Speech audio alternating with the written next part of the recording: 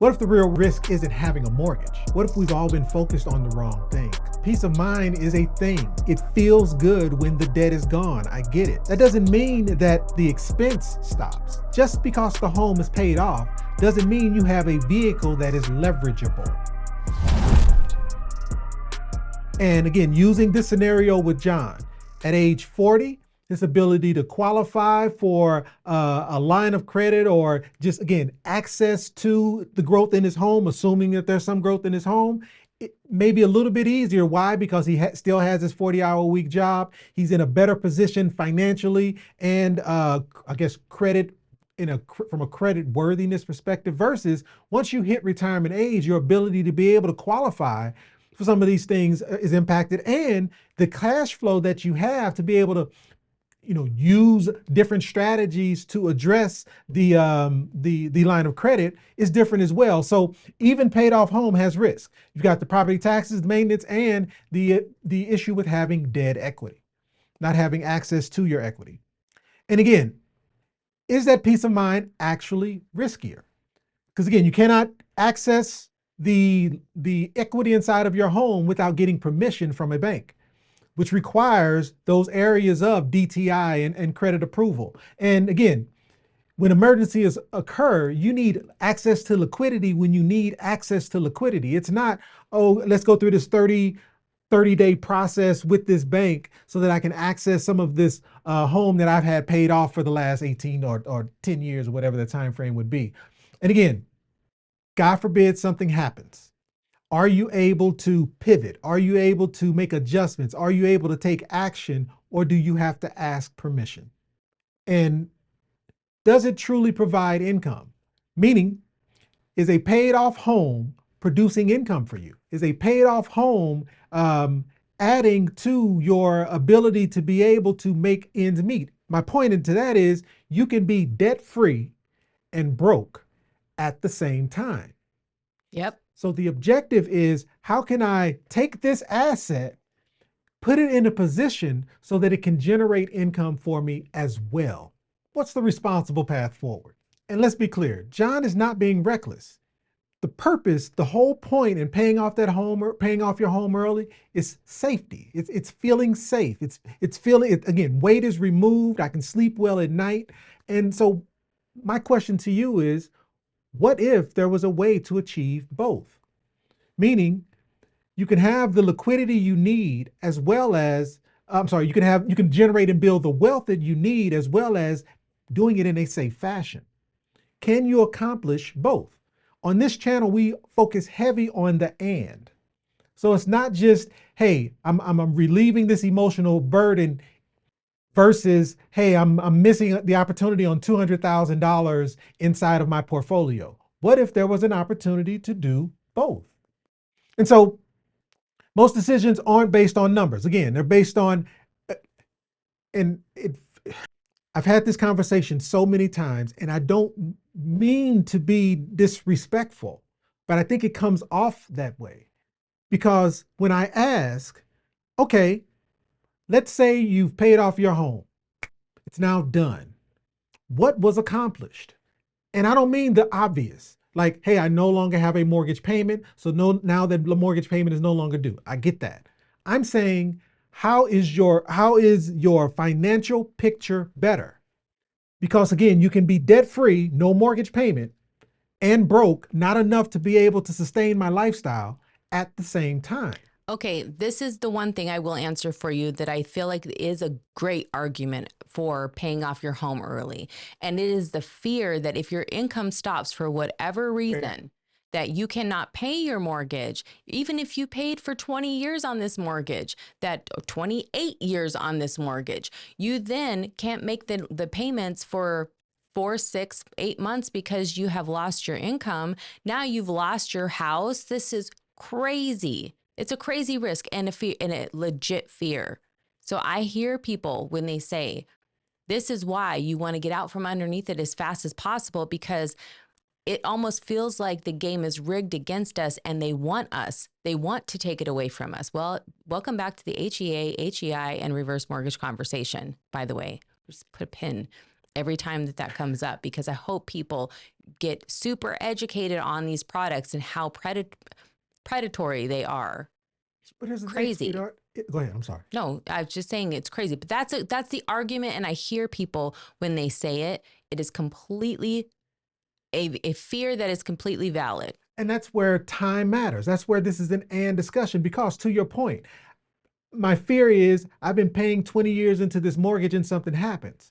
So if the thought is, so therefore at the start of at day zero, I'm going to put extra money in so I can have this home paid off in something less than 20 years. What if at day zero, you got that same extra dollar amount compounding and working for you and building, so that God forbid you're no longer working. You have a leverageable asset you can then pull from to be able to pay off the home anyway. Right. But if you don't know that that's even available to add into the equation, that's the part that you believe this is all I have to work with. And so therefore, for the next 30 years, I'm not looking for what else I could add to this equation. I'm staying focused, right? Focused so that I can make sure that I aim properly and hit the target, hit the goal. Because if I don't, there's nobody to be upset about but me. There's nobody out here who is going to be tied to my outcome. Right.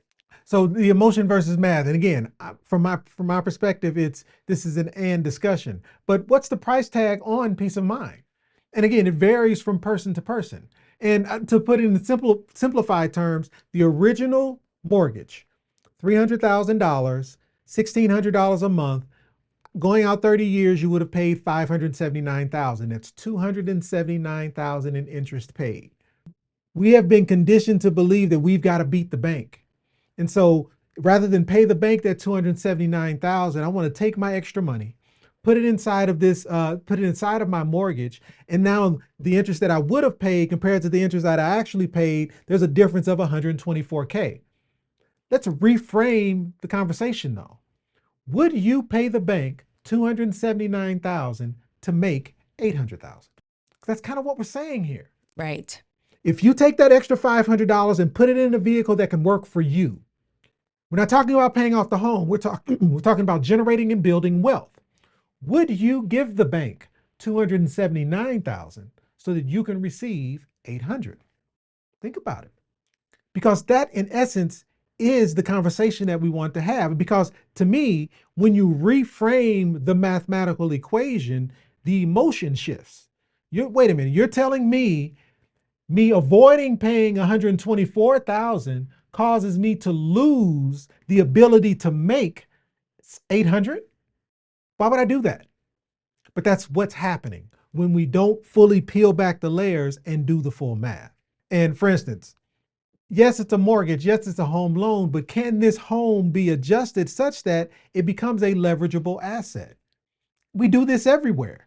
That education that you have, that's you investing in yourself. Yeah, there may be debt associated with it, but that investment in yourself hopefully is transitioned or translated into that income that you're making today. And then business loans. Business loans are designed to help fuel and build and grow that business that you're hoping to invest in. My point is, there is a difference between good debt and bad debt. In your home, once you understand it, the current mortgage that you have today, and I get it, it might be a 2.8% interest rate that we will never see again. I fully understand. The question is, how can you use that 2.8% where it is today, leverage this home so that you have a liquid asset available to you to be able to put to work? That's where the recast conversation comes into play that we can dig in at a later time. So Veronica, you're spot on. So debt, not all debt is bad.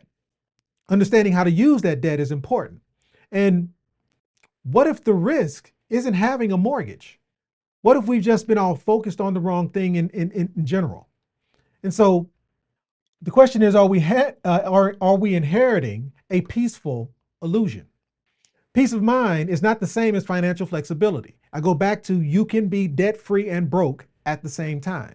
Having a mortgage is awesome. Having a paid off mortgage is awesome. But having equity that you can't access is dead equity. Meaning, once your home is paid off, the only way you can leverage that home is by asking permission from the bank. What if you could place your home in a position to where you can access that equity without needing to ask permission and have the ability to pay your home off at the same time? And again, even we kind of went over this already, even paid off homes have costs like property taxes and insurance premiums and such. So the real cost, using this scenario from a John's perspective, the real cost is, yeah, we avoided the 124 in interest. And again, cost avoidance, just so we're clear, cost avoidance isn't a real thing. Meaning it wasn't, he saved $124,000. He didn't pay $124,000. So in essence, cost avoidance is an emotion. Cost avoidance is, I feel good about beating the bank. Ha, I won. But that $124,000 that was avoided, that you avoided paying, what did it cost you? And the growth loss, again, the difference between the two vehicles was about $200,000.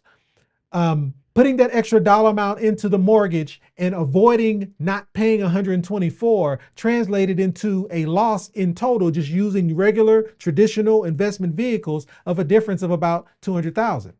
And here's the thing, by not fully understanding how to access the leverage, the true loss equates to about 1.4 million. And that's where understanding how leverage can be used and what this asset that you're living in can be used for is important. So the key is we have to ask better questions. Don't just assume that the bank that sold you that mortgage is selling you that mortgage because they want to do right by you. When you get a moment, Google the word mortgage. What is the Latin definition of the term mortgage? It's called a death pledge. It was never designed to benefit us as the consumer. It's the bank's #1 selling product for a reason. We've already done the math. If you've got a $300,000 home with a 5% interest rate and you pay that out in that amortized schedule over 30 years, you're giving the bank $279,000 for a home that cost you $300,000. You bought 2 homes. So who is truly benefiting from a mortgage? And I can hear it. Well, Donnell, that was the whole point of me putting $500 onto the mortgage so that I didn't have to do that. But what is the value of that $500 a month and the time that it takes to compound? Can you do better? Can you accomplish more with that $500 by putting it to work in a better, or putting that $500 in a better position? So takeaway, time. The biggest factor in this process, and sweetheart, you said it multiple times, the biggest factor in this process is time. John at 40 versus John at 58. John at 40 putting $500 a month to work for him versus John at 58 putting $2,100 to work for him. The math is the math. Liquidity is the true freedom. Your ability to pivot and take action when you need to pivot and take action is far more valuable than living in a paid off home. Dead equity serves no one. Actually, it's serving the bank. And then structure. We've talked a lot about putting extra money to work, but where? Where should that extra dollar go? I am not a fan of I'll call it investment accounts that are tied to the stock market solely. We haven't dug into it, but we will. And that is the math around how you generate wealth versus the math around what investment looks like. Those are 2 different equations. You want to sleep well at night. The goal should be, how do I eliminate risk? How do I reduce the risk associated with my money working for me? Because that's ultimately that was John's goal today. It was, hey, I want to put this $500 a month into my mortgage because I know it's benefiting me because I'm no longer having to pay this interest. Not looking at the backside or doing the full math on what not allowing that $500 a month to work for you elsewhere was actually doing. But still, he's looking for security. So is there a possibility to be able to take that $500, put it in a position to where it can securely grow for you and not be impacted by market risk? Is that possible? Well, 100% it's possible. Everything in the picture? Oh. No, we need to keep going. Keep going. Up. Yep. Okay, there you go. Okay, that's an awkward slide. So you don't have to choose between safety and strategy though. Meaning, there are vehicles that allow you to accomplish all of it. This is an and discussion. This channel is focused on and. This channel is focused on actually 2 things. It's focused on understanding where your leverage is located, and how to take control of it. Meaning, not only should you be able to focus on making sure you can take that weight off your shoulders, but also the right strategies involved to be able to help you generate, compound, build wealth for you over time. Meaning there are hybrid strategies. There are strategies that allow for you to also have the safety that you need, but also strategically build wealth. Portfolio growth, capture long-term investments and return. Accessibility, the ability to have access to the growth on your dollars, and in all cases, tax-free access to your liquidity. What are those vehicles? Again, going back to this scenario, if we were talking about market, anytime I go to access my money for my dollar sitting in the market, again, just a traditional brokerage account, there is a capital gains impact. If we're talking Roth, that's awesome. But notice I'm paying the tax up front to be able to access the tax-free portion on the back end. And if I want to access those funds before I hit retirement age, I'm going to be penalized if I do, if done so. So the objective is, what are those vehicles that can give me tax-free liquidity access regardless of age, without some company telling me I have to wait till a certain age, or the government saying I can't access my dollars to a certain age. And then still, and allowing you to put those dollars in a position to be able to pay off your mortgage if you choose to. And again, if you choose to, if the burden is so heavy that it needs to be done, fine. I want a vehicle that's liquid enough for me to be able to do so. But I'm telling you, when you see this, you can't unsee it. When you see your money working for you, you start to question those expenses that you thought were so impactful. Sweetheart, if I was to mention countertops, does that sound familiar? Right? When you start focusing on, when you start seeing money compounding and working for you, those things that you thought were important no longer become important. Like, you know what, I want to blow up this kitchen because these countertops have been there since 1992. Knowing that if I do that, I'm taking money out of this machine that's actually generating wealth for me. Those countertops are still countertopping. And without going into a whole lot of detail, using this exact same strategy, if you were to use the traditional approach to things, starting at day zero, putting away $500 a month into a traditional qualified account or investment account, what if you took that same $500 and put it into a secure compound interest account, a leveraged IUL, a life insurance-based product? Why would I do that? We haven't even brought that up. Like, how do you introduce something that you hadn't even talked about? That's the point. There are other opportunities out there. There are many ways to get to 10. There are many ways for you to be able to put your money in a position to be able to win. And I am with you for those who go, I feel more comfortable. It feels safer to be able to take the dollars that I have and put it into my mortgage because they're not at risk. Well, what if you had a vehicle that you could place that same dollar amount in with little to no risk, to allow you to be able to achieve a similar to same dollar amount, but produce tax-free income on top? And the leverage piece, understanding where your leverage is located, understanding how to put that money to work over time. Again, that traditional vehicle, yeah, that $700,000, I think it was $785,000 inside of a Roth IRA would be great, or a Roth account in general would be great. But what if that same dollar amount could produce an asset or a leverageable asset the size of something closer to, what is that, it was 1.4 million, if I'm not mistaken, 1.4 million. Again, I know we haven't dug into the how, but just understand there are other vehicles out there that will allow you to accomplish the same goal. And the goal is, how do I put my money to work for me? Not just dump my money into this dead asset that I can't access and or use for income. There are other options out there available to you, but you first have to understand the vehicle that you have. So, and what if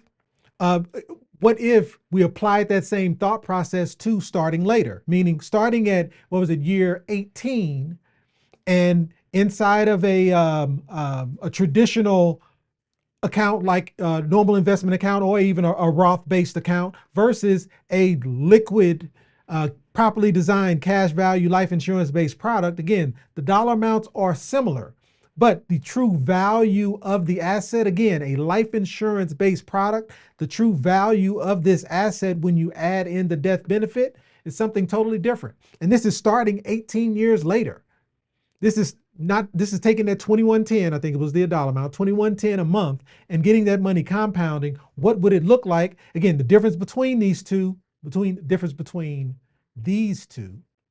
these two vehicles is time. One starting at day 0 for 30 years, one starting at year 18 for the remaining 12, for a total of 30. The difference is time. Being able to take that dollar amount and putting it to work for you, where you put it matters. Your accessibility and the size of the asset generated and created matters. The point of all of this is your home is a tool, but it can't be used as a tool if you don't understand what those levers are that are available to you. The traditional approach to mortgages is, hey, rather than pay this extra interest to a bank, I need to try to beat the bank and focus on dumping all of my liquidity into this home over the next whatever period of time to be able to pay it off as quickly as possible. And I get it. You feel better. The burden has been removed. But how much liquidity do you have as a result? Versus being a bit more strategic about that home you live in, realizing that your home is a tool, it's a vehicle, it's a machine. It is designed to work for you. It just so happens that today, that mortgage, that death pledge that you have with the bank is designed to benefit the bank. Is there a better way to put your home in a position so that it can be used as a tool, so that you do have access to liquidity and you can leverage it to be able to generate wealth for you over time? That's the goal. The goal is to understand the vehicle that you have and do what's necessary to shift it to a vehicle that it can be leveraged. And financial freedom, or I guess real financial freedom rather, is really about, the first step is that path to ownership. The first step is understanding how to qualify, what are those rules required to be able to get into a home, and be conscious of this. We haven't really talked about this much today, but this process is not going to get easier. The homes are not going to get less expensive. So the requirements for you to be able to qualify for your first home is something that we need to take action on today. But once you have that home, your ability to shift and pivot and adjust that home so that it's a vehicle that you can access and use is the key to provide you that liquidity, being able to dump liquidity from that home into another vehicle, which ultimately allows you flexibility to be able to pay it off if you choose to, early or not. So to your point, sweetheart, this is exactly how we approached our current home. Our home is a tool, it's a vehicle. And so what we're headed into next, won't be today, but what we're headed into next is breaking down how we were able to pay off our home in 4 years. And this is one of those issues that my wife and I go back and forth about, but I had to finally concede that yes, we were able to pay our home off in 4 years and put that equity to work to be able to build and generate income, or put our money in a position to generate income over a long-term period. And the reason she and I go back and forth as to whether or not we truly paid our home off in 4 years is because we didn't leave it there. It didn't stay there. Meaning the home was paid off. We used that leverage to be able to buy other assets or put that money to work, which means the balance increased again, which means now we have to pay it off again. So it becomes this accordion, again, this machine, this tool that we can pay down, pay off, leverage and use, balance goes back up, pay it down again, leverage and use, pay it down again. It becomes this tool to help us generate income and put money to work. So instead of seeing our $375,000 mortgage at 3.25%, which is an awesome rate, we transition that mortgage into a leverageable tool that we now access and use over time to be able to generate wealth. So stick around so that you can understand how we went about it, and hopefully that can also apply to how you can take action as well.